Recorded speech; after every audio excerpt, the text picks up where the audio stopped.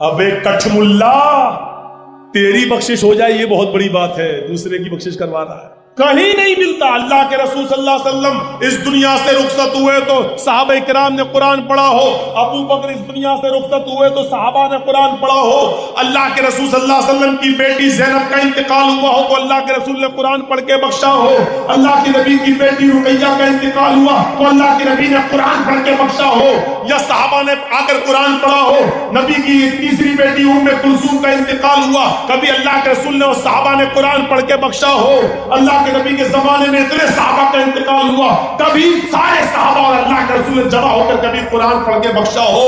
اے کچھ ملاؤ، پورے بھارت کے پوری دنیا کے ملا مولویوں مجھے بتاؤ، ایک دلیل مجھے دکھا دو کہ اللہ کے رسول نے اور تمام صحابہ نے مل کر کسی صحابی پر پڑھ کے بخشا۔ اب کیا جواب دیں گے اس کا؟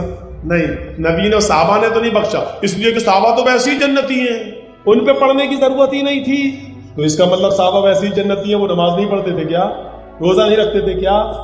اچھا ٹھیک ہے، صحابہ کو ضرورت نہیں تھی، نبی کو ضرورت نہیں تھی، تو اس کا مطلب یہ ہے کہ ہمیں ضرورت ہے، اس کا مطلب یہ ہے کہ ہم جس پر پڑھتے ہیں وہ بخش دیا جاتا ہے، تو اس کا مطلب یہ ہوا کہ ہم لوگوں نے جتنے بھی گناہ کیے قرآن پڑھ کے بخش دو ہم جنتی ہو جائیں گے۔ یہ سرٹیفکیٹ دے رہے ہیں آپ نا، سرٹیفکیٹ، ایک دلیل نہیں ملتی۔ مرنے والے کے لیے صرف آپ یہ کام کر سکتے ہیں، مسجد میں گئے، آپ نے ظہر کی نماز پڑھی، نماز پڑھنے کے بعد امام کا انتظار مت کیجئے، آپ دعائیں پڑھنے کے بعد اپنے دونوں ہاتھ اٹھائیے، ظہر پڑھیے، عصر پڑھیے، مغرب پڑھیے، عشاء پڑھیے، فجر پڑھیے، اور بہتر تو یہ ہے کہ رات میں اٹھ کر تہجد کی نماز پڑھنے کے بعد آپ اپنے دونوں ہاتھ اٹھا کر دعا کریں، اللہ میرے باپ کا انتقال ہو گیا ہے، وہ غریق رحمت ہو گئے، تیری رحمت تو جا چکے ہیں، اللہ انسان ہونے کے ناطے ان سے جو گناہ ہوئے تو ان کو معاف کر دے، اے اللہ میرے باپ کی مغفرت فرما دے، اللہ میری ماں کی مغفرت فرما دے۔ یہ دعا آپ کر سکتے ہیں، اس کی اجازت اللہ کے رسول نے دی ہے کہ نیک بیٹا اپنے ماں باپ کے لیے دعا کر سکتا ہے، اولاد اپنے ماں باپ اور رشتہ داروں کے لیے صدقہ و خیرات بھی کر سکتی ہے۔ یہ لیجئے 1000 روپیہ میں دے رہا ہوں، مسجد میں لگا دیجئے، اے اللہ دل میں نیت کر لیجئے یہ میں مسجد میں جو 1000 روپیہ دے رہا ہوں اس کا ثواب تو میرے باپ کو دے دے، میری ماں کو عطا فرما دے، میری بڑی بہن کو عطا فرما دے، میرے بڑے بھائی کو عطا فرما دے۔ آپ کچھ کپڑا خرید لیجئے، غریبوں کو وہ کپڑا پہنائیے، دے دیجئے اور نیت کریے اللہ اس کا ثواب میرے ماں باپ کو عطا فرما، آپ کو بھی ملے گا اور آپ کے ماں باپ کو بھی ملے گا۔ آپ یہ کام کر سکتے ہیں، یہ جلسہ اسلامک لائبریری کے نوجوانوں نے کیا ہے، آپ اس میں بھی مدد کر سکتے ہیں اور صدقہ و خیرات بھی کر سکتے ہیں۔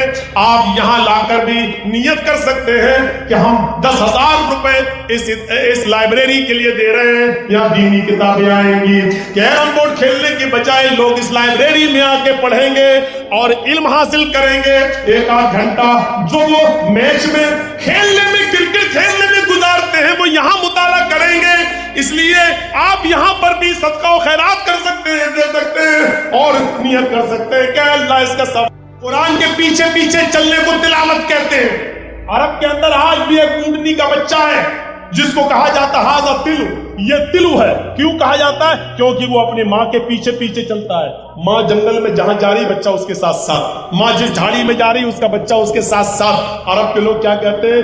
تلو ہے، تلو، یعنی یہ بچہ اپنی ماں کے پیچھے پیچھے چلتا ہے، اور جب کوئی خطرناک جانور اس بچے پر حملہ کرنا چاہتا ہے تو ماں کھڑی ہو جاتی ہے، میرے بچے پر حملہ کرے گا، ماں اپنے بچے کو بچاتی ہے۔ تو اس بچے کو کیا کہتے ہیں عرب کے لوگ؟ تلو، یہ تلو ہے، یعنی ماں کے پیچھے پیچھے چلنے والا۔ تو اسی تلو سے بنا ہے تلاوت، تو قرآن کی تلاوت کرو، یعنی اس کے پیچھے پیچھے چلو۔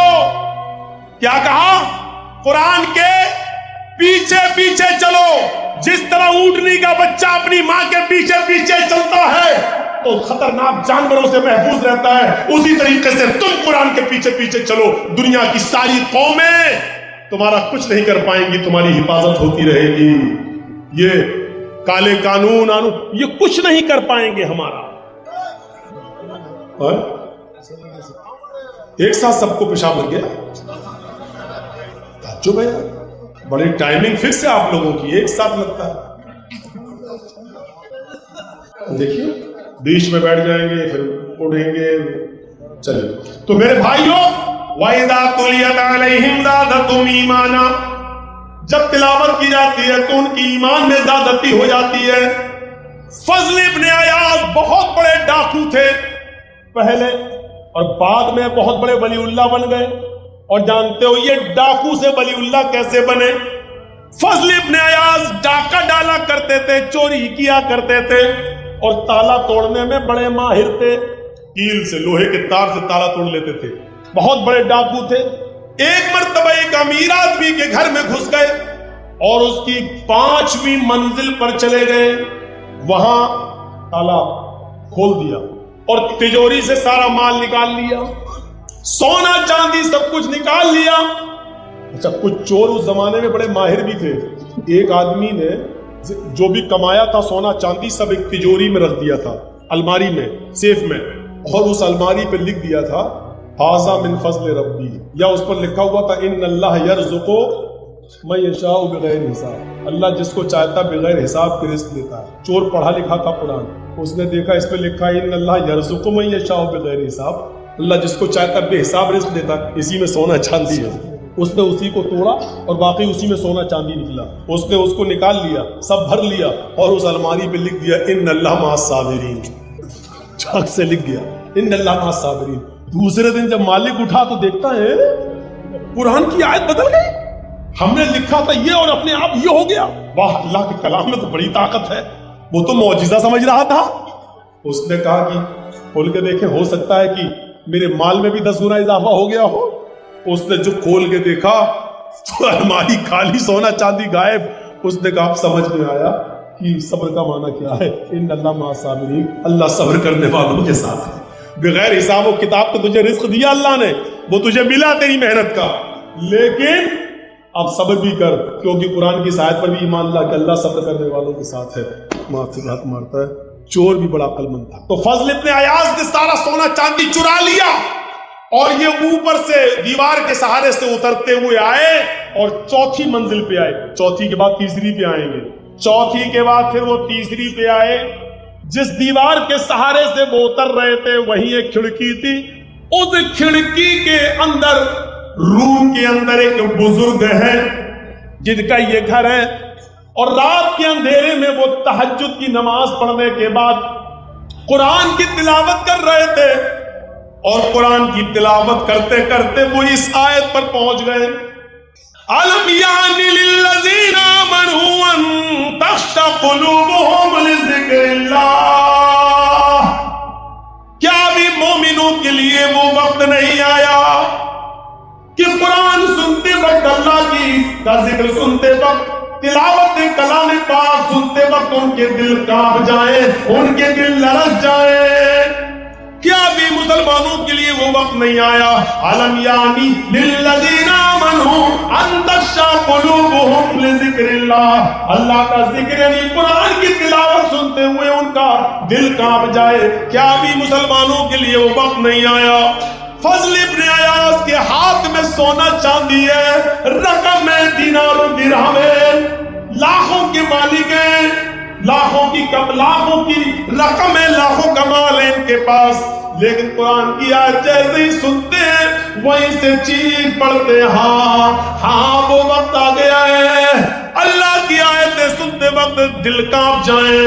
اے بزرگوار، مجھے معاف کر دینا، تمہارا لوٹا ہوا سامان میں تمہیں واپس کر رہا ہوں. یہ لیجیے، میں نے یہ چیز کی چوری کی تھی، میں واپس کر رہا ہوں. اور اسی دن سے پلٹتے ہیں، اسی دن سے نماز اور روزے کے پابند بنتے ہیں، اور پھر اتنے بڑے بزرگ بنتے ہیں کہ 5ویں صدی کے اولیاء اللہ میں ان کا شمار ہونے لگا، 5ویں صدی کے ولی اللہ میں ان کا شمار ہونے لگا.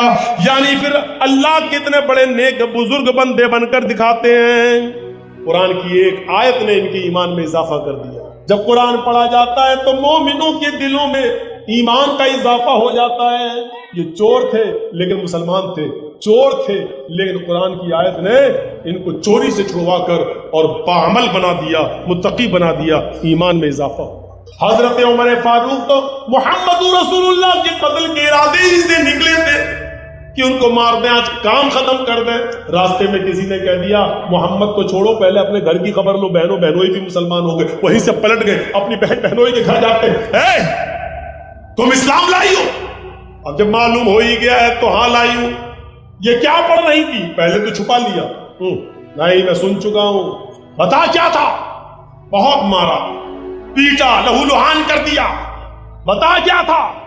تو کہتی ہے کہ عمر اگر قرآن سننا ہی ہے تو پہلے غسل کر، اور بعض حدیثوں میں آتا ہے پہلے وضو کر۔ غسل یا وضو کر کے حضرت عمر آئے، ایک آیت پڑھی، بس ایک آیت سنائی گئی، سبح للہ ما فی السماوات وما فی الارض وهو العزیز الحکیم، سبح للہ ما فی السماوات وما فی الارض، ساری تسبیحیں، ساری تعریف اس کے لیے، للہ اللہ کے لیے، ما فی السماوات وما فی الارض، جتنی بھی تعریفیں آسمانوں میں ہیں اور زمینوں میں، جتنی بھی تسبیحات آسمانوں میں اور زمینوں میں، سب اللہ کے لیے، وَهُوَ الْعَزِيزُ الْحَكِيمُ، اور وہ بہت ہی بڑا غالب اور حکمت والا ہے۔ قرآن کی اسی آیت نے حضرت عمر فاروق کے دل کی دنیا بدل دی، کہنے لگے مجھے بھی صاحب قرآن کے پاس لے چلو، مجھے بھی جناب محمد رسول اللہ کے پاس لے چلو، میں بھی ایمان لاؤں گا۔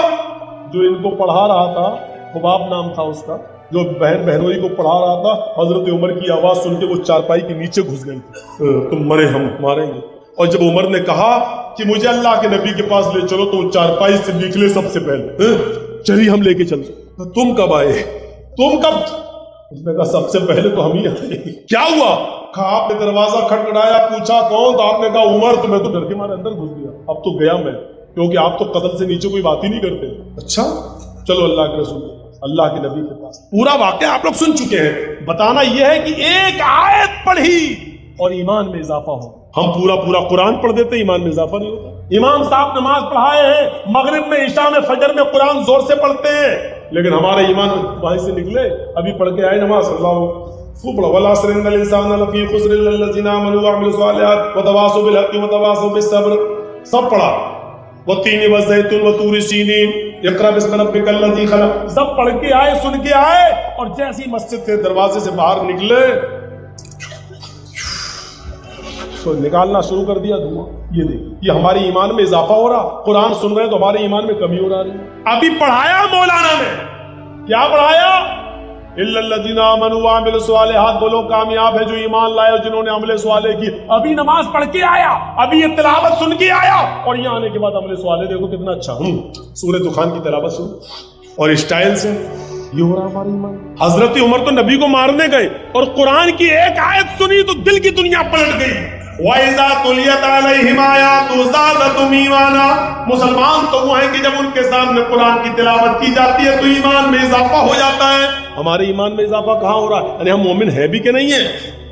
حضرت عمر فاروق نے تلوار نکال لی تھی، اللہ کے رسول صلی اللہ علیہ وسلم کا انتقال ہو گیا تھا، لیکن عمر فاروق ماننے کے لیے تیار نہیں تھے کہ نبی کا انتقال ہو گیا، جیسے آج کل ہمارے بہت سے اونچی ٹوپی والے ماننے کے لیے تیار نہیں۔ اگر نبی کا انتقال مان لیں تو پیٹ کے دھندے بند ہو جائیں گے، کیوں؟ کیونکہ انہی کے نام پہ تو مل رہا ہے، کھڑے ہو کے میلاد پڑھ لو، نبی آ جاتے ہیں، اللہ کے رسول آ جاتے ہیں، سواری آ گئی، ہم کھڑے ہو گئے۔ کھڑے کیوں ہوتے ہو؟ اللہ کے نبی آ گئے، ہم اس کو معلوم ہوتا ہے نبی آ گئے، اس کو معلوم ہوتا ہے کہ نبی آ گئے، اور اسی وقت پاکستان میں بھی کوئی پڑھ رہا ہو، اسی وقت ایران میں بھی کوئی پڑھ رہا ہو، اسی وقت امریکہ میں بھی کوئی پڑھ رہا ہو، تو اس سے پوچھو کہ اللہ کے رسول تو اکیلے پوری دنیا میں کیسے جاتے ہوں گے، اسی وقت کہاں کہاں جائیں گے؟ تو کہتے ہٹ بدتمیز۔ جیسے ٹی وی میں ایک فلم آتی ہے شاہ رخ خان کی یا سلمان خان کی، ایک ہی چینل پہ چلتی اور پورے ہندوستان دیکھتا ہے، اس کو پورا انڈیا دیکھتا ہے، تو جب ایک آدمی کی تصویر پورے انڈیا کے گھروں میں جا سکتی ہے تو کیا ہمارے نبی پوری دنیا میں نہیں جا سکتے؟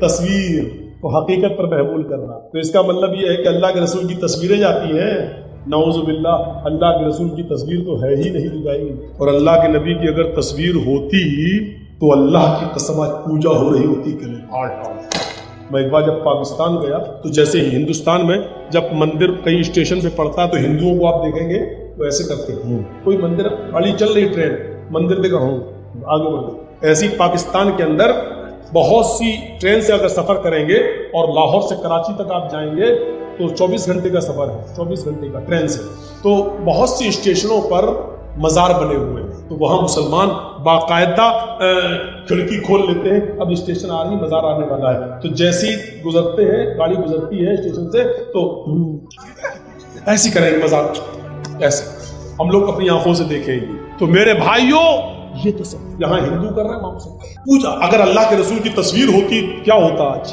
کیا ہوتا؟ جب مولویوں کی تصویر اور اپنے پیر کی تصویر جب لیتے ہیں تو دیکھتے موبائل میں تو اس کو ہی حفاظت سے رکھتے ہیں، میرے پیر، یہ پیر کا حال ہے۔ اگر نبی ہوتے تو کیا، نبی ہوتے تو کیا، اور پیروں کا بھی اچھی بات ہے، پیروں کا بھی۔ اور ایک عورت تھی بیچاری، وہ اپنے اس کا آدمی کہتا تھا میں پیر ہوں، اس کی بیوی اس کو پیر ماننے کے لیے تیار نہیں تھا، تیرے جیسے 336 پیر دیکھے گا۔ ایک بار اس کی بیوی بولی تم پیر ہو؟ کہاں پیر تو آج میں نے دیکھا آسمان پر۔ ہاں کیا دیکھا؟ ارے ہوا میں مصلا بچھا کر جائے نماز بچھا کر کھڑا تھا اور نماز پڑھ رہا تھا اور اڑتا ہوا جا رہا تھا، وہ تھا پیر۔ اس کو چڑھ گئی، شاید وہ کلیہ چک والی ہوگی، ڈرنک چڑھ گئی، تم نے دیکھا ہوا میں؟ ہاں تو جائے نماز بچھی تھی، ہاں کھڑا تھا اس پر، ہاں نماز پڑھ رہا تھا، ہاں ارے وہ میں ہی تو تھا۔ اپنی بیوی کو بولا ارے وہ میں ہی تو تھا۔ اس کی بیوی بولی تم تھے؟ ہاں مجھے لگا تم تھے۔ کیا مطلب؟ کہا اسی لیے ٹیڑھے ٹیڑھے اڑ رہے تھے، سیدھے اڑ بھی دے رہے تھے، ترچھے ترچھے جا رہے تھے، پھر بھی کمی نکال۔ ایک مرید نے خواب دیکھا کہ میرے پیر صاحب جنت پہ ٹہل رہے ہیں، وہ بیچارہ آیا صبح ہو کر اپنے پیر کو خوشخبری سنانے کے لیے کہ ارے آپ نے تو بہت نیک کام کرے، آپ تو جنت میں۔ تو وہ گیا کہ اپنے پیر کو خوشخبری سناؤ، دروازہ کھڑکھڑایا تو کیا دیکھ رہا ہے کہ اندر آواز آ رہی ہے۔ اس نے دروازے میں کان لگایا تو کیا دیکھتا ہے کہ جس پیر کو خوشخبری سنانے آئے اس کی بیوی اس کو جھاڑو سے پیٹ رہی ہے، تڑا تڑا تڑا تڑا برس رہی ہے اس پہ جھاڑو۔ اب وہ آنے لگا، اب وہ کہہ رہا ہے رک، بعد میں مان لینا کوئی آیا ہے، دروازے پہ کوئی آیا۔ اس کی بیوی کہتی چل پہلے دیکھ کون آیا، پھر ذرا پھر ماروں۔ وہ دروازہ کھولا تو یہ جا رہا تھا۔ اے بھیا ادھر آؤ، کہاں جا رہے ہو؟ ارے جا رہا ہوں یار۔ کیا ہوا؟ ارے کچھ نہیں ہوا۔ ارے ادھر تو آؤ، کیوں آئے ہو بتاؤ تو۔ ارے یار رات میں نے خواب بہت اچھا دیکھا لیکن یہاں بہت برا حال ہے آپ۔ ارے بتاؤ تو کیا ہوا؟ ارے رات میں دیکھا کہ میرے پیر صاحب جنت میں ٹہل رہے ہیں، دودھ کی شہد کی نہریں 70 حوروں کے بغل میں بیٹھے ہیں، یہاں تو ایک ہی حور سے پٹ رہے ہیں آپ، جھاڑو پڑ رہی ہیں آپ کو۔ میں سوچا تھا خوشخبری سناؤں، یہاں تو میرا دماغ ہی خراب ہو گیا۔ پیر صاحب بھی بڑے چالاک تھے، کہنے لگے تم نے جنت میں دیکھا وہ بالکل صحیح دیکھا، کھاک صحیح دیکھا، مار کھا رہے ہو بیوی کا سے پٹ رہا ہوں، کہہ رہا جنت۔ ارے میرے بھائی بیوی کی جھاڑو کھا کھا کر پٹ پٹ کر جو صبر کیا میں نے، اسی صبر پر ہی تو اللہ نے جنت دی ہے مجھے نماز اور روزے نے تھوڑی جنت دی ہے، بیوی کی مار کھا کر صبر کیا اس پر جنت ملی مجھے۔ تم نے صحیح دیکھا جنت میں مجھے، تم بھی بیوی کی مار کھایا کرو۔ اس نے کہا بھاگ، تیرے جیسا پیر کو میں طلاق دیتا ہوں، بھاگ، بیوی کی مار کھانے کے لیے بول رہا ہے؟ تو ایسے بھی پیر ہوتے ہیں ایسے۔ اگر تصویر ہوتی تو کیا حال ہوتا۔ بہت دنوں کے بعد آج تھوڑی سی پیری مریدی میں بولے ہیں، بہت بولے ہیں، کیونکہ ایک پیر بیچارہ آپ کے بنگال میں ماحول خراب کرنے پہ تلا ہوا ہے نا، جانتے ہوں گے نا، کوئی ارفرا فرفرا ایسی کچھ نام ہے۔ ارے سب کلیئر مت کہو یار، کیس ہو جاتے ہیں۔ ارے بھیا نام مت لو، ہم ان دو کوڑیوں کے لوگوں کے نام لینا نہیں جانتے۔ بس وہ لوگ جو ہیں ماحول خراب کرنے پہ تلے ہیں۔ ابے تو اتنا بڑا پیر ہے، اتنا بڑا، تیری قوم تجھے اتنا پوچھتی ہے، تو ایک پھونک مار ممتا تو ویسی اڑ جائے گی، تو ویسی مکھ منتری بن جائے گا یار۔ تیرے اوپر تو سارے باباؤں کا سہارا ہے، تجھے چناؤ لڑنے کی اور کینڈیڈیٹ اتارنے کی کیا ضرورت ہے؟ کیا ضرورت ہے؟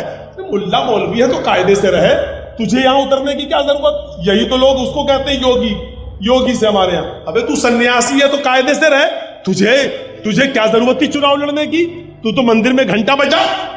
اب تو پاور اتنا دکھائے گا، جس کو 20 سال سے بچے نہ ہو ہمارے فلاں کے پاس آ جاؤ، بچے ہو جائیں گے. مسجدوں سے محروم ہمارے پاس آئیں, بچوں سے محروم ہمارے پاس آئیں, بیٹا بیٹی سے محروم ہمارے پاس آئیں, اور جو تیرے پاس آ رہا ہے ان کو بچے ہو رہے ہیں. جب تو اتنا پاورفل ہے تو ایک پھونک مار, اڑ جائے گا مودی بیچارہ, دیش کا پردھان منتری تو بن جائے گا, مار. ارے دنیا کو بے وقوف بنانا چھوڑ.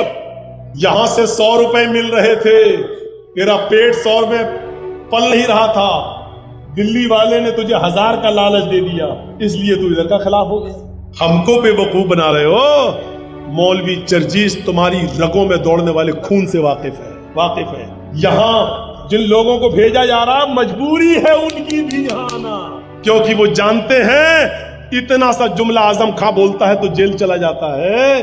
ہم بچے ہیں, ہمیں بچایا ہی جا رہا ہے. وہ جانتے ہیں اگر ہم نے یہاں اپنے کینڈیڈیٹ نہیں اتارے تو ہماری CBI جانچ ہو جائے گی, ہمارے کالج بند ہو جائیں گے, ہماری یونیورسٹی بند ہو جائیں گی, ہمارے میڈیکل کالج بند ہو جائیں گے. ان بیچاروں کی مجبوریاں ہیں یہاں اترنے کی. میرے بھائیوں, مجبوریاں ہیں ان کی یہاں اترنے کی. کیا کریں گے؟ کیا ہم کو چیک پھینکا جاتا ہے, چیک. مولانا صاحب ابھی ہم تو ہماری عقل ٹھکانے آ گئی. ہم نے کہا کس بات کا چیک دے رہے ہو؟ بھر لو جتنا پیسہ بھرنا ہو. کیا مطلب؟ کہ مودی کو جتنی گالی دینا ہو دے دو, اس سے ہمارا فائدہ ہو رہا. ہم نے کہا یہ دیکھو گالی دینے کے لیے پیسہ دے رہے ہیں. ہم نے کہا کیس ہوا؟ بولے کیس ہونے ہی نہیں دوں گا میں تمہارے اوپر. یہ کہا جا رہا ہے مجھ سے کیس نہیں ہونے دی. ارے واہ, یہ حالات اس اسٹیج پر پہنچ چکے ہیں میرے بھائیوں. اب ایک اندازہ لگا سکتے ہیں آپ, اتر پردیش میں ملائم سنگھ کی جب تک حکومت رہی گھسنے نہیں دیا گیا, اکھلیش کی حکومت جب تک رہی گھسنے نہیں دیا گیا, مایاوتی کی جب تک حکومت رہی گھسنے نہیں دیا گیا, لیکن یوگی جی جیسے ہی آئے گھسنے دیا جا رہا ہے. انٹری ہو رہی ہے, آؤ آؤ جہاں چاہو وہاں بولو. سیکورٹی جیٹ پلس کی سیکورٹی دی جا رہی ہے. میرے بھائیوں, ہماری عقلوں میں بھینس کا گوبر بھرا ہوا ہے. ہم سمجھ نہیں پا رہے ہیں کیا یہ سازشیں ہمارے سامنے نہیں ہے کیا؟ ہم اس سے واقف نہیں ہے کیا؟ لیکن تم سوچو کہ مولوی جرجیس نام لے گا, نام لینا گوارا نہیں. تم تو عقل مند ہو, بھینس کا گوشت تو ہم لوگ کھاتے ہیں, تم تو کچھ اور کھاتے ہو. عقل تو تمہاری چلنی چاہیے. تمہاری عقلوں میں گوبر کب سے بھر گیا ہے. سازشیں نہیں سمجھ پا رہے ہو, پلاننگ نہیں سمجھ پا رہے ہو, منصوبے نہیں سمجھ پا رہے ہو. میرے پیارے ساتھیوں, ان سازشوں اور منصوبوں کو تمہیں سمجھنا ہوگا, باخبر ہونا پڑے گا. یاد رکھیے گا, پلاننگ بہت اونچی ہو رہی ہے, اور اگر یہاں سے آپ کی ممتا جی اگر دوبارہ نہیں آئیں تو کلیا چک سے گوشت کلکتہ نہیں پہنچا پاؤ گے. اپنے میٹ حالات بہت خراب ہو جائیں گے. سمجھنے کی کوشش کرو, اور سمجھنے کی کوشش کا مطلب یہ کہ اتحاد اور یکجہتی آپ اپنے اندر لے لیجئے, ایک ہو جائیے ایک پلیٹ فارم پر. میں یہ نہیں کہہ رہا ہوں, میں یہ کہہ رہا ہوں کہ جہاں بھی تم ووٹ دو, جس کو بھی تم ووٹ دینا چاہو, جہاں پر بھی تم جاؤ, ایک ساتھ جانا. میں یہ نہیں کہہ رہا ہوں کہ ایک ہی جگہ جاؤ, جہاں جانا ہے اتفاق کے ساتھ سب لوگ مل کے اسی جگہ جائیں. تمہارے ووٹ بٹنا نہیں چاہیے. تم بٹے حکومت بٹ جائے گی, تم بٹے تمہارے خلاف سازشیں شروع ہو جائیں گی. تم کہیں جاؤ, ایک جگہ جاؤ. پردھان منتری تو تم بن نہیں سکتے, لیکن یہ بھی سچ ہے کہ تمہارے بغیر بھی کوئی دوسرا نہیں بن سکتا. یہ طاقت اپنے اندر پیدا کرو, یہ جرأت اپنے اندر پیدا کرو. مولانا جرجیس پردھان منتری نہیں بن سکتا, ایسے ماحول بنا دیا گیا ہے, ہم نہیں بن سکتے پردھان منتری. لیکن یہ بھی حقیقت ہے کہ ہم مسلمانوں کے بنا بھی کوئی پردھان منتری نہیں بن سکتا. تم جس کو چاہو وہی راجا بنا سکتے ہو, تم جس کو چاہو اسی کو حکومت میں لا سکتے ہو.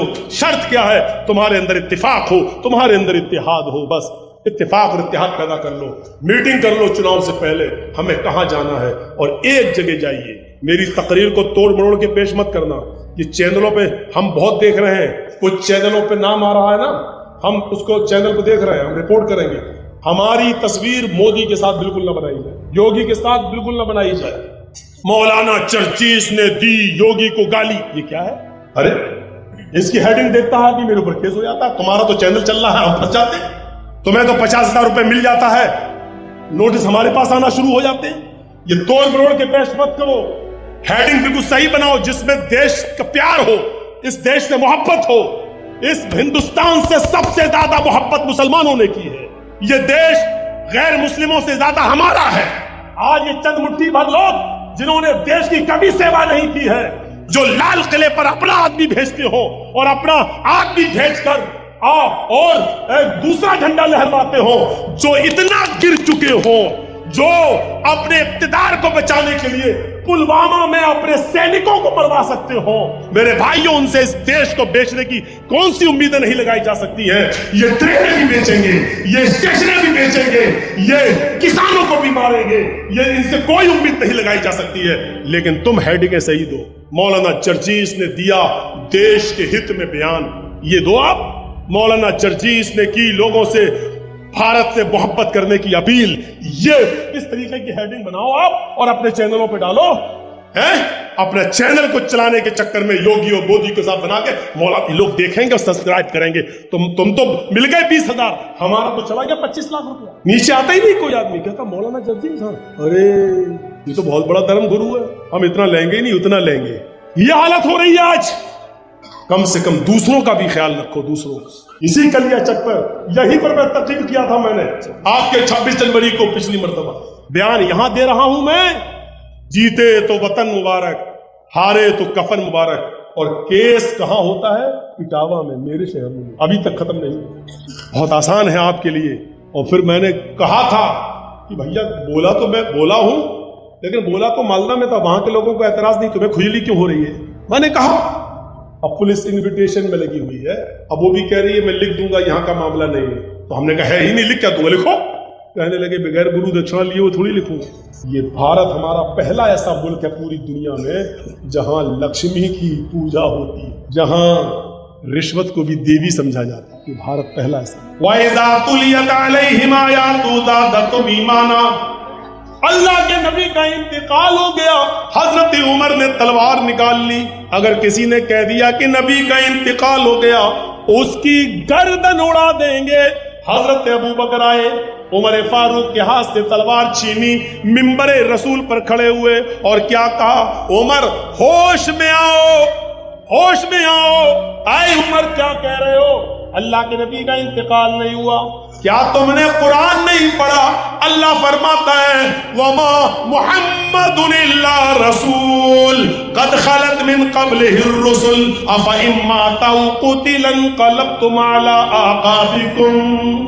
मोहम्मद अल्लाह के रसूल हैं, अगर ये कत्ल कर दिए जाएं, अफ़ा इम्माता, अगर ये इंतकाल कर जाएं, औ कुतिला, या मैदान जंग में कत्ल कर दिए जाएं, तो क्या तुम एड़ियों के बल पलट जाओगे? क्या तुम दीन को छोड़ दोगे? जो ऐसा करेगा वो अल्लाह का कुछ भी नुकसान नहीं कर सकता। यानी नबी को मौत आएगी, आई, और ये है अल्लाह मेरे नबी पर 2 मौतें नाजिल नहीं करेगा। आए उमर सुनो, और आए लोगों सुनो, तुम लोगों में से जो मोहम्मद की इबादत करता था वो सुन ले। बुखारी शरीफ के अल्फाज है, आए ऊंची टोपियों वालों सुनो ये अल्फाज। आए कुतुब मीनार की टोपी लगा के मुर्दों के नाम पर खाने वालों, चादरें चढ़ाने वालों, मुर्दों की पूजा करने वालों, और कब्रों को चूमने चाटने वालों, और कब्र खुंचो सुनो। हजरत उमर ने कहा मन कान मिनकुम याबुदु मुहम्मदन, जो तुम में से मोहम्मद की इबादत करता था। इबादत तो अल्लाह की होती है, लेकिन अबू बकर ने क्या कहा? तुम में से जो मोहम्मद की इबादत करता था वो सुन ले, फ़इन्न मुहम्मदन क़द मात, मुहम्मद रसूलुल्लाह का इंतकाल हो गया, वो इस दुनिया में न रहे। वमन कान मिनकुम याबुदुल्लाह हय्युन ला यमूत, और जो अल्लाह की इबादत करता था वो सुन ले, अल्लाह जिंदा है, वो कभी मरेगा नहीं। आए उमर होश में आओ, अल्लाह मेरे नबी को 2 मौतें नहीं देगा। जो मौत आनी थी वो आ चुकी है, अब दोबारा मौत नहीं आएगी। मेरे नबी अल्लाह को प्यारे हो गए। तो हजरत उमर फारूक ने कुरान की जब ये आयत सुनी तो क्या कहा? अरे अबू बकर, आज इस आयत ने मेरे ईमान को ताज़ा कर दिया, और ऐसा लग रहा जैसे कुरान आज ही नाज़िल हो। कुरान की आयतें जो सुनते हैं ईमान में इजाफा हो जाता है। मस्जिदों से सुनो, मौलवियों से सुनो, ईमान में इजाफा होना चाहिए। कल तो मैं 2 घंटे के चक्कर में पता नहीं मेरी घड़ी बंद हो गई थी, क्या हुआ? 2.5 घंटा बोल गया था और पता ही नहीं चला था टाइम। मेरे भाइयों, परसों 2 प्रोग्राम किए थे, कल 1 किया था, और आज भी 2 ही हो गए हैं। जुमे का खुतबा जोड़कर, अगर उसको भी जोड़ दिया जाए तो 2 है। میں بھی انسان ہوں، کوئی جنریٹر تو ہوں نہیں کہ جتنا چاہو اتنا جلاؤ. اور کل بھی میرا پروگرام ہے محلدار پاڑا میں سیلم پور، پرسوں گاجول، اور پھر 8 تاریخ کو مدنی پور. تو آپ ہی کے بنگال میں رحم و کرم چل رہا ہے میرے بھائیوں. تو بس اتنا کافی ہے، اور بھی چیزیں ہیں. اب لائبریری کے بارے میں تو ہم نے بتا دیا. لائبریریاں یہ انسان کے لیے روح کا کام کرتی ہیں. میرے بھائیوں اس کا تعاون کریے، لائبریری بنائیے، اچھی اچھی کتابیں اس میں رکھیے. کتابیں جب آپ منگاؤ تو ہم سے ضرور مشورہ کر لینا. ہم کچھ کتابیں آپ کو ایسی بتائیں گے انشاءاللہ جس سے فائدہ ہوگا. تو اللہ لیکن ڈر گیا. حضرت عمر نے اس بڈھے کا ہاتھ پکڑا، چل، اور اس عورت سے بھی کہا کہ تو بھی چل. بڈھا کہنے لگا، اے عمر امیر المومنین، میں نے شراب پی ہے یہ سچ ہے، میں نے رقاصہ کو بلایا یہ ناچ رہی ہے یہ بھی سچ ہے، مجھے آپ نے لگے ہاتھ پکڑا یہ بھی سچ ہے، لیکن آپ مجھے سزا دینے سے پہلے یہ بتائیں اپنے آپ کو کیا سزا دیں گے؟ میں نے غلطی کی ہے، میں تسلیم کر رہا ہوں، لیکن آپ نے تو کئی غلطیاں کی ہیں، آپ کو کیا سزا ملنی چاہیے؟ حضرت عمر نے اس بڈھے کا ہاتھ چھوڑا، پوچھا پہلے میری غلطی بتا کیا ہے، پہلے میری غلطی بتا کہ کیا ہے؟ اس بڈھے نے کہا، اے عمر آپ کی پہلی غلطی یہ ہے کہ اللہ کے نبی صلی اللہ علیہ وسلم نے فرمایا شراب کے نشے میں بھی اس کو نبی کی باتیں یاد ہے. اے نوجوان نسل، تو بھی آج ڈرنکنگ کر رہی ہے، شراب پی رہی ہے، تو شراب کے نشے میں اپنی سگی ماں کو گالی دے رہا ہے، شراب کے نشے میں اپنے باپ کو اور اپنی بہن کو گالی دے رہا ہے. کاش یہ زمین پھٹ جاتی تو اس زمین کے اندر پھنس جاتا اپنی ماں کو اور اپنی بہن کو گالی دینے سے پہلے. کاش یہ زمین پھٹ جاتی، یہ دن نہ دیکھتا تو پہلے ہی مر جاتا اس دن کو دیکھنے سے پہلے. کاش تجھے موت آ گئی ہوتی اپنی ماں کو گالی دینے سے پہلے. ذرا سوچ، وہ شراب کے نشے میں طوائف کو لا کر نچوا بھی رہا ہے، لیکن حضرت عمر کو نصیحت کر رہا ہے، اے عمر میں نے غلطی کی ہے. آپ نے کئی غلطیاں کی ہیں. پہلی غلطی آپ کی ہے کہ اللہ کے نبی نے فرمایا جب دروازے بند ہوں، جب کھڑکیاں بند ہوں، جب کسی کے مکان کے چاروں طرف سے دروازے بند ہوں تو تم کسی کے گھر کی جاسوسی مت کرو، کسی کے گھر کی ٹوہ نہ لگاؤ. تم نے جب دیکھا تھا کہ میرا گھر، میری کھڑکیاں بند ہے تو میرے دروازے پر کان لگا کر کسی کے گانے کی آواز کیوں سنی؟ آپ نے جاسوسی کیوں کی؟ میرے گھر میں کیا ہو رہا ہے آپ نے کان لگا کر کیوں سنا ہے؟ جب میرے دروازے بند تھے گھر کے اندر کیا ہو رہا ہے؟ کیا آپ ہر کسی کے گھر کے اندر کا خبر لیں گے؟ نہیں. اے امیر المومنین، اللہ کے نبی نے گھر کی جاسوسی کرنے سے منع کیا ہے. پہلی غلطی. اے عمر آپ کی دوسری غلطی ہے، اللہ کے نبی فرماتے اگر جھانک کر کوئی کسی کے گھر میں دیکھے دروازے بند ہوں اور وہ کھڑکی وغیرہ میں سوراخ کر کے یا اوپر کی دیوار کی چھت پر چڑھ کر کسی کے گھر کے اندر کیا ہو رہا ہے اس کو دیکھے تو اللہ کے نبی فرماتے گھر سے باہر نکلو اور اس کی دونوں آنکھیں پھوڑ دو. یہ اللہ کے نبی نے بتایا ہے. اے عمر بتاؤ آپ کی دونوں آنکھیں کون پھوڑے گا؟ آپ نے تو ایسا جرم کیا کہ آپ کی دونوں آنکھیں پھوڑ دی جائیں. جب میرا گھر بند تھا تو آپ نے گھر میں جھانک کر کیوں دیکھا؟ اے عمر سچائی سنیے، میں جانتا ہوں کہ سچائی کو سننے کے بعد آپ مجھے اور سزا دیں گے، لیکن سچائی سنیے. اے عمر تیسری غلطی آپ کی یہ ہے کہ اللہ کے نبی نے فرمایا جب تم کسی کے گھر میں داخل ہو تو اس کے دروازے کو کھٹکھٹاؤ، 3 بار اس سے اجازت لو، اگر وہ اندر آنے کی اجازت دے دے تو آپ اس کے گھر میں جاؤ اور اجازت نہ دے تو آپ اس کے گھر نہیں جا سکتے. آپ نے ہمارے گھر آنے کے بعد ہم سے اجازت نہیں مانگی، آپ نے دروازہ نہیں کھٹکھٹایا. اے امیر المومنین آپ بغیر اجازت کے میرے گھر کے اندر داخل ہوئے. اے امیر المومنین آپ کی چوتھی غلطی یہ ہے، اللہ کے نبی فرماتے ہیں جب تم کسی کے گھر میں داخل ہو تو السلام علیکم کہہ کر جاؤ. تم بغیر سلام کے چوروں کی طرح میرے گھر میں داخل ہوئے ہو. یہ آپ نے 4 غلطی کی ہے. حضرت عمر نے اس بوڑھے کو چھوڑا، فرمایا اے بوڑھے تو نے ہماری جو غلطیاں بتائی ہیں پہلے میں اپنی غلطیوں کی اصلاح کروں گا، پہلے میں اپنے آپ کو سدھاروں گا، पहले मैं अपनी कमियों को दूर करूंगा, फिर बाद में तुझे सजा देने के बारे में सोचूंगा। हजरत उमर रोए और वहां से चले गए, और बाहर जब निकले तो उनके खादिम ने कहा क्या हुआ? कुछ नहीं, चलो। आपको कुछ मिला नहीं? आज ही तो मुझे सबसे बड़ा खजाना मिला है, आज ही तो उमर फारूक को अल्लाह का डर, अल्लाह का खौफ मिला है, आज ही तो मुझे आखिरत का डर मिला है, आज ही तो मुझे जहन्नम से डरने का मौका मिला है। ये नहीं कहा, उस खादिम को भी नहीं बताया कि कुआरी था, शराबी था, कबाबी था, तवाइफ को लाया था, उसको भी नहीं बताया। तो आज ही तो मुझे मिला है घर के अंदर सब कुछ, हमें खजाना मिला है दीन का, हमें कुरान का खजाना मिला है, हमें जहन्नम का डर मिला है। चले गए। अब जानते हो क्या हुआ? 4 साल तक न उस बूढ़े को उमर ने देखा, न उमर ने उस बूढ़े को देखा, और 4 साल के बाद वो बूढ़ा बिल्कुल कमजोर हो गया, कमाने के खाने के लायक न रहा।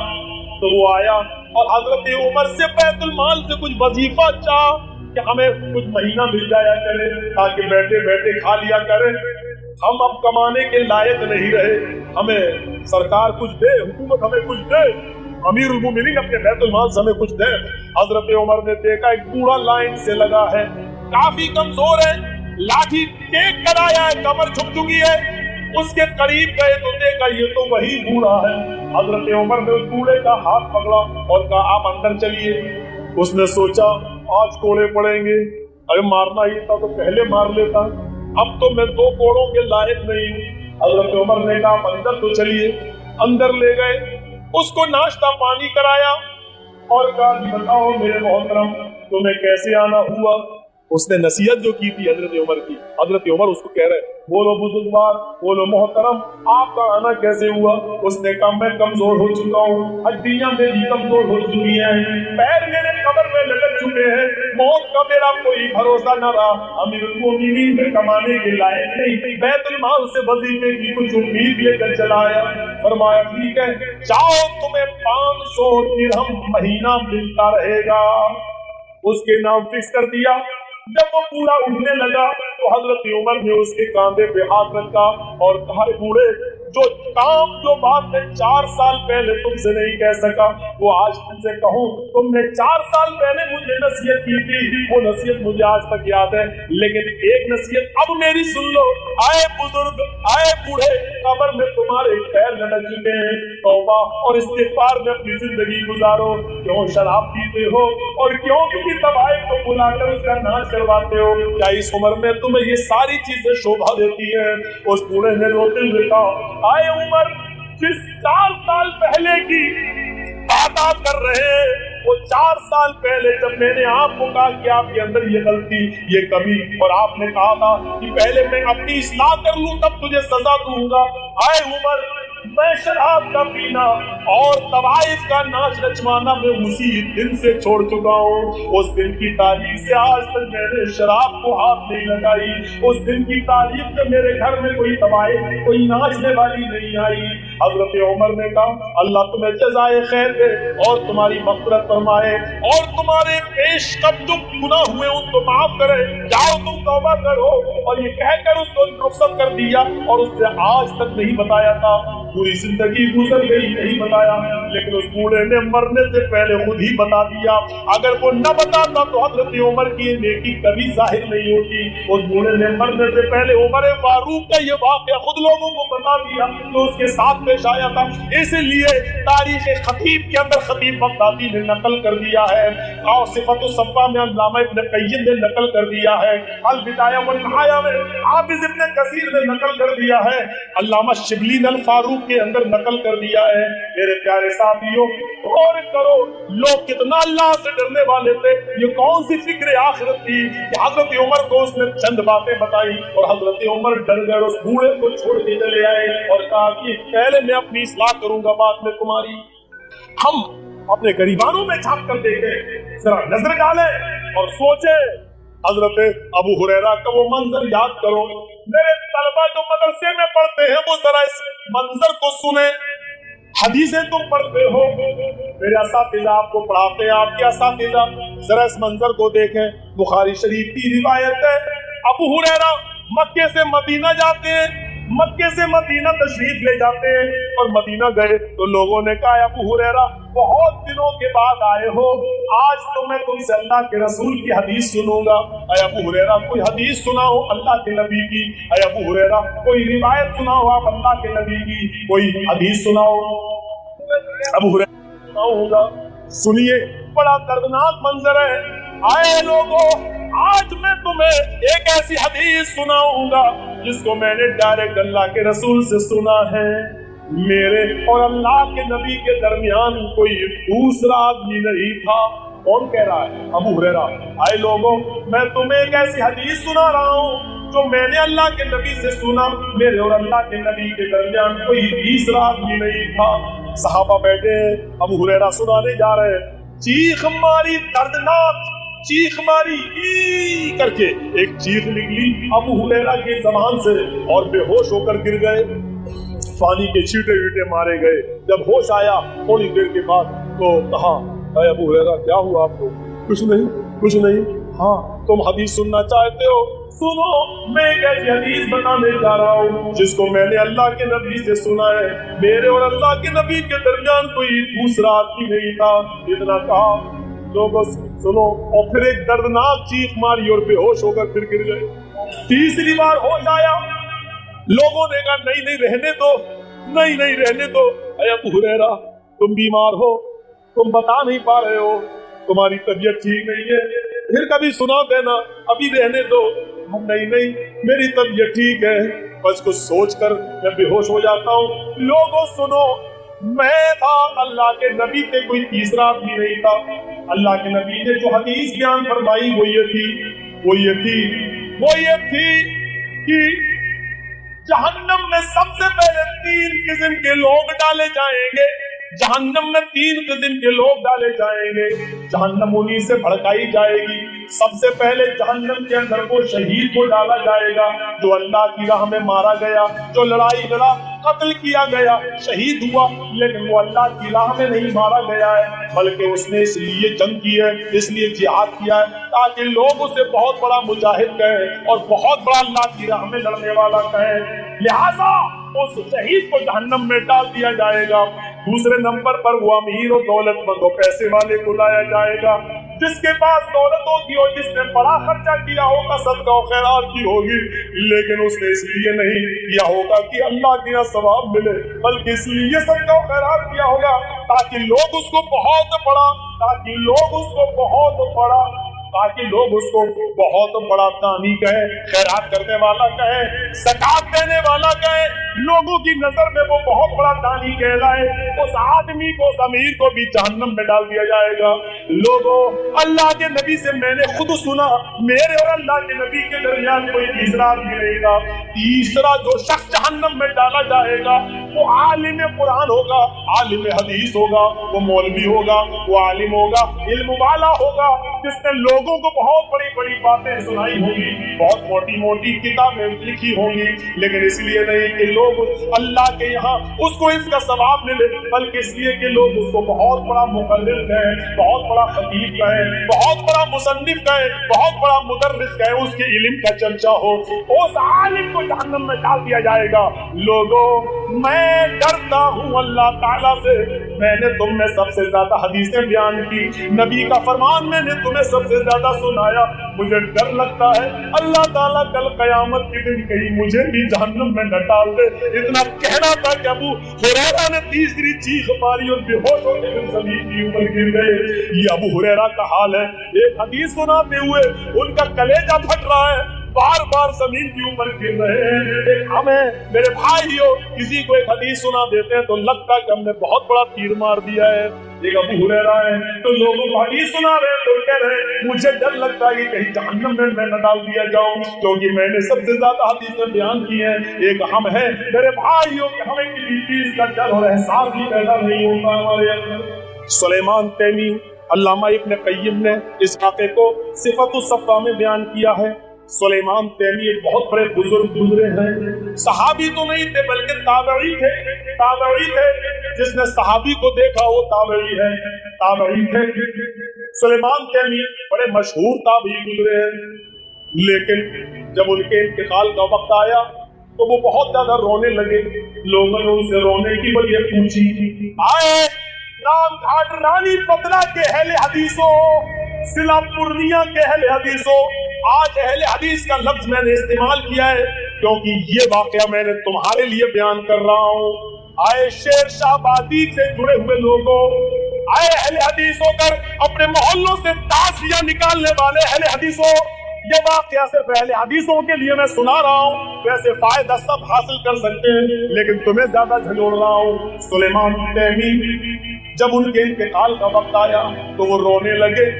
لوگوں نے ان سے پوچھا کیوں رو رہے ہو؟ نہیں بتایا. اصرار کیا، نہیں بتایا. لوگوں نے کہا آپ بیمار ہیں اس لیے رو رہے ہیں. کہا نہیں.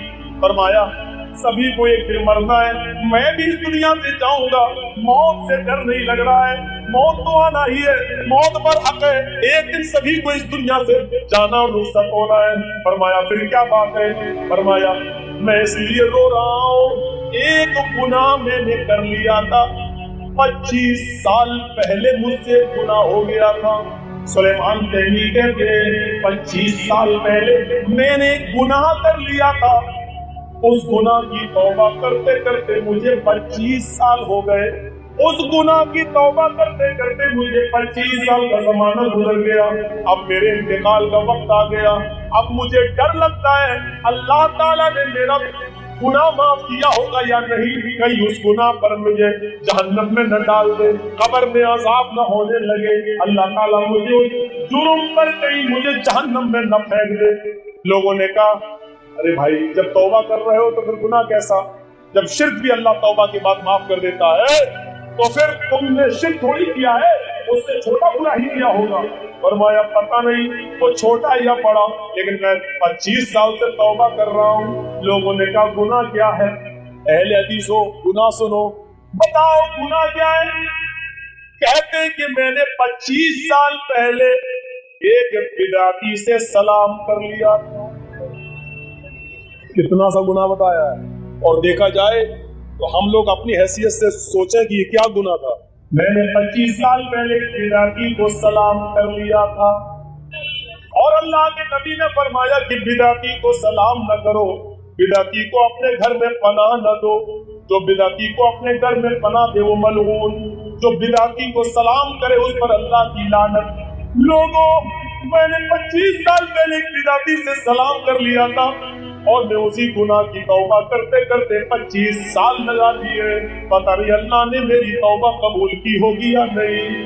احساس پیدا کرو. بس یہ واقعہ ہو گیا اتنا ہی کافی تھا، لیکن احساس پیدا کرو بدعتی کو سلام کر لیا تو اس گناہ کی توبہ 25 سال سے کر رہے ہیں اور انتقال کے وقت رو رہے ہیں. جو سلام کر رہا ہے اس کی توبہ تو 25 سال تک کر رہے ہیں اور 25 سال کے بعد بھی یقین نہیں کرنا نے معاف کیا ہوگا یا نہیں. ہم تو اپنی لڑکیاں بدعتیوں کو دے رہے ہیں، ہم تو اپنی بیٹیوں اور بہنوں کو بدعتیوں کو بیاہ رہے ہیں. ہماری بیٹیاں اور ہماری لڑکیاں بدعتیوں میں جاتی ہیں اور وہاں جب ان کو موت آتی ہے تو ان کے حساب سے ان کو دفن کر دیا جاتا ہے. نہ ان کا امام سورہ فاتحہ پڑھتا ہے نہ مقتدی پڑھتے ہیں. ہماری بیٹیاں وہاں مرتی ہیں، ان کی جنازے کی نماز ہوتے ہوئے بھی نہیں ہوتی ہے اور بغیر نماز جنازہ کے دفن کر دی جاتی ہے. وہ سلام کیے تو 25 سال تک توبہ کرتے رہے. ہم بیٹیاں دے رہے، بدعتی دامادوں کو اپنے گھر بلا رہے ہیں. صرف اہل حدیث بچوں سے اس لیے شادی نہیں کر رہے کیونکہ ان کے پاس پراپرٹی نہیں ہے، ان کے پاس زمین نہیں ہے، ان کے پاس بزنس نہیں ہے، ان کے پاس سروس نہیں ہے. اس لیے بدعتی کے پاس ہمیں یہ ملا تو کر دیا اپنی بیٹی کا نکاح، کیونکہ ہم نے آخرت نہیں دیکھی اپنی بیٹی بہنوں کی، ہم نے دنیا دیکھی ہے، ہم نے دنیا دیکھی ہے. اللہ کے نبی کو اللہ نے مخاطب کر کے کہا دنیا مت دیکھو، وَلَلْآخِرَةُ خَيْرٌ لَكَ مِنَ الْأُولَىٰ. اے محمد صلی اللہ علیہ وسلم آپ کے لیے آخرت کی زندگی دنیا کی زندگی سے بہتر ہے. جب فتح مکہ ہو گیا، جب مکہ فتح ہو گیا، امیر معاویہ کے باپ ابو سفیان فتح مکہ کے دن اسلام لائے۔ جس دن مکہ فتح ہوا اسی دن امیر معاویہ کے باپ اسلام لائے۔ جب امیر معاویہ کے باپ ابو سفیان کے انتقال کا وقت آیا تو ان کے بیوی اور ان کے بچے رونے لگے، ان کی بیٹیاں رونے لگی۔ ابو سفیان نے فرمایا، آئے میری بیٹیوں کیوں رو رہی ہو، آئے میرے بیٹوں کیوں رو رہے ہو؟ میں انتقال تو مجھے مرنا تو ہے ہی، مجھے ہر آدمی کو مرنا ہے، لیکن کیوں رو رہی ہو تم؟ تمہارا باپ تھرڈ کلاس سے فرسٹ کلاس کی طرف جا رہا ہے، تمہارا باپ تھرڈ کلاس سے فرسٹ کلاس کی طرف جا رہا ہے، یہ دنیا کی تیسرے نمبر کی زندگی سے پہلے نمبر کی زندگی پر جا رہا ہے۔ بہنوں نے پوچھا، آیا ابو جان آخرت کی زندگی فرسٹ کلاس کی تو ہے، لیکن تب ہے جب ہم جنت کے اندر جائیں، تب ہے فرسٹ کلاس کی زندگی، لیکن ہمیں تو معلوم نہیں ہے کہ ہم جنتی ہے یا جہنمی۔ تو ابو سفیان کا جو جواب تھا وہ سنیے، آئے میرے بچوں، آئے میری بیٹیوں، آئے میری بہنوں، جب سے میں نے محمد رسول اللہ کے ہاتھ پر بیعت کی ہے اور مکے میں ہم نے نبی کے ہاتھ پر ہاتھ رکھ کر اسلام قبول کیا ہے، ان کو لے کے آ گئے، بلوائیے مولانا کو، تو لے کے آئیو سنیے، جب سے میں نے ہاتھ پہ ہاتھ ملایا ہے، نبی اکرم صلی اللہ علیہ وسلم کے ہاتھ پر اسلام قبول کیا ہے، اس دن کی تاریخ سے آج تک میں نے کوئی گناہ نہیں کیا۔ ابو سفیان کا یہ جواب سنو، امیر معاویہ کے باپ کا جواب سنو، فتح مکہ کے دن جب سے میں نے نبی اکرم صلی اللہ علیہ وسلم کے ہاتھ پر ہاتھ رکھ کر اسلام قبول کیا ہے، اس دن کی تاریخ سے لے کے آج تک مجھ سے کوئی گناہ نہیں ہوا ہے، میں نے نیک کام کیے ہیں، میں نے نیکیاں ہی نیکیاں کی ہیں، اور اپنے رب سے انہی نیکیوں پر امید رکھتا ہوں کہ انشاءاللہ میں جنت کے اندر داخل ہو جاؤں گا، انشاءاللہ میں جنت کے اندر داخل کیا جاؤں گا، انشاءاللہ میں جنت کے اندر داخل ہو جاؤں گا۔ میرے پیارے ساتھیوں غور کرو، ہمارے گناہ سے بھرے ہوئے ہیں، ہم کیا یہ کہہ سکتے ہیں کہ جس دن سے ہم بالغ ہوئے اور جوان ہوئے ہم نے کوئی گناہ نہیں کیا؟ کیا ہم یہ کہہ سکتے ہیں؟ ہم نہیں کہہ سکتے۔ حضرت امیر معاویہ کے باپ ابو سفیان کے جملوں پر غور کرو، یعنی آج تک کوئی گناہ نہیں کیا، تب کہہ رہے ہیں وہ، اور سن رہے ہو تو یہ واقعہ بھی سنتے چلو۔ میرے بھائیوں، یحییٰ ابن ایوب اپنا واقعہ بیان کرتے ہیں، کیسے کیسے لوگ تھے اور موت کو کیسے یاد کرتے تھے۔ یحییٰ ابن ایوب تھے، رات کی تاریکی میں اٹھتے ہیں اور اپنے گھر سے نکلتے ہیں۔ ایک دروازہ تھا خراسان شہر میں، خراسان عرب کا ایک شہر ہے، خراسان شہر میں ایک دروازہ تھا، اس دروازے پہ جا کر بیٹھ گئے۔ اس دروازے سے جو بھی قبرستان میں گزرتا وہ ہر آدمی صاف دکھائی دیتا تھا، لیکن رات کے 12-1-2 بجے کا ٹائم ہوگا، وہ خراسان کے دروازے پر بیٹھ گئے اور قبرستان کی طرف نظر ڈالنے لگے، وہاں ان قبروں کو دیکھنے لگے یحییٰ ابن ایوب، اور سوچنے لگے کہ ایک دن مجھے بھی اس قبر میں آنا ہے، اس قبرستان میں آنا ہے۔ اندھیرے میں وہ اپنی موت کو یاد کرنے لگے کہ ایک دن ہمیں بھی اس قبرستان کے اندر آنا ہے۔ ابھی اندھیرے میں قبریں نہیں دکھ رہی ہیں، ہمیں تو اس قبر کے اندھیرے میں بھی جانا ہے، اس قبر کے اندر بھی جانا ہے، پھر اس کے اندر بھی پٹرے رکھے جائیں گے، تختے لگ رہے ہیں، ہمیں کتنے اندھیرے میں جانا ہے۔ وہ اپنی موت کو یاد کرتے رہے، اتنے میں ایک آدمی دکھائی دیا جو قبرستان میں داخل ہوا، اس نے کمبل سے اپنے جسم کو چھپا لیا تھا، وہ کمبل سے اپنے جسم کو چھپائے ہوئے تھا اور چہرہ چھپائے ہوئے تھا۔ وہ جا کر ایک ٹوٹی ہوئی قبر پر بیٹھ گیا۔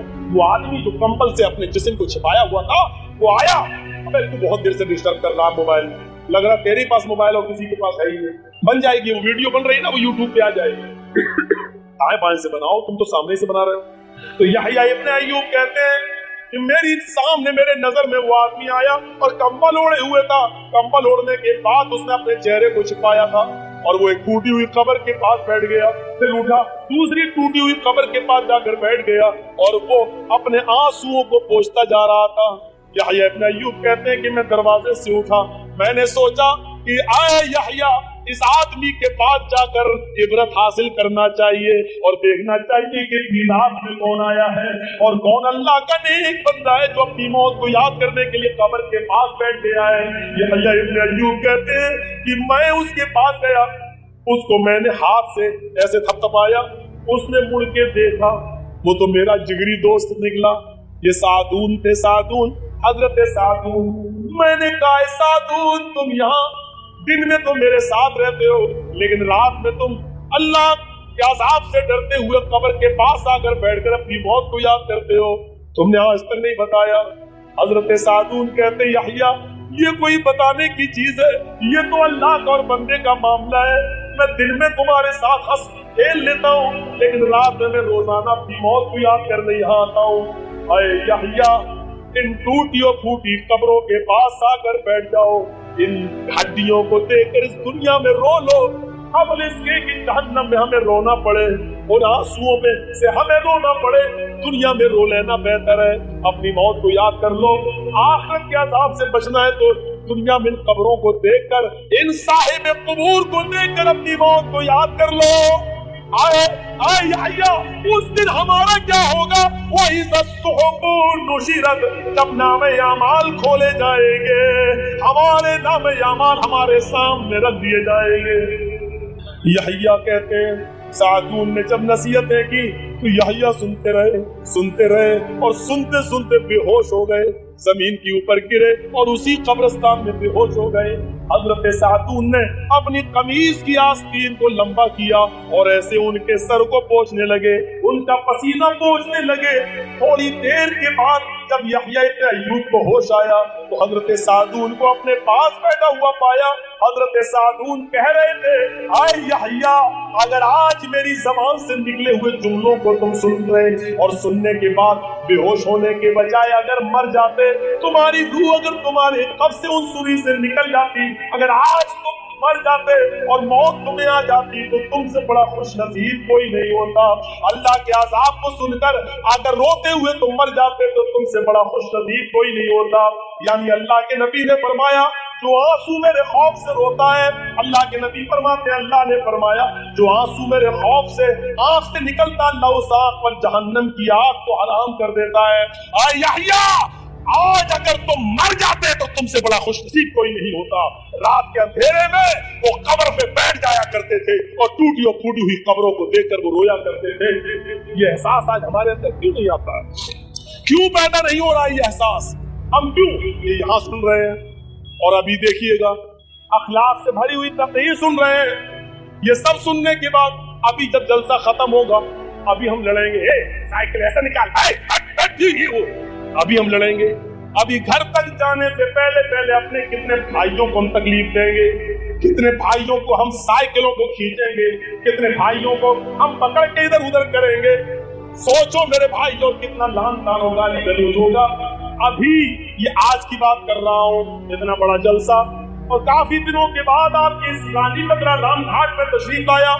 इतने बड़े मजमे को आज जो मैं खिताब कर रहा हूँ, मेरे प्यारे साथियों, जरा तसव्वुर कीजिएगा ये कितना असर हुआ इस फिक्र आखिरत का। ये हमारी मस्जिदें अभी फजर की नमाज में बता देंगी, ये फजर की नमाज में हमारी मस्जिदें बता देंगी इस तकरीर का कितना असर हुआ। मेरे भाइयों, सुनने के गाजी मत बनो, किरदार के गाजी बनो। लोग 2-2, 3-3 घंटे की तकरीरें नहीं सुना करते थे। अभी अबू हुरैरा का जो वाकया सुनाया मैंने, अबू हुरैरा एक हदीस सुनाइए, सिर्फ एक हदीस, कितनी बड़ी थी। अबू हुरैरा मदीने में एक हदीस सुना रहे हैं, क्या फरमा रहे हैं कि जहन्नम सबसे पहले 3 किस्म के लोगों से सुलगाई जाएगी, शहीद से, अमीर से, मौलवी से।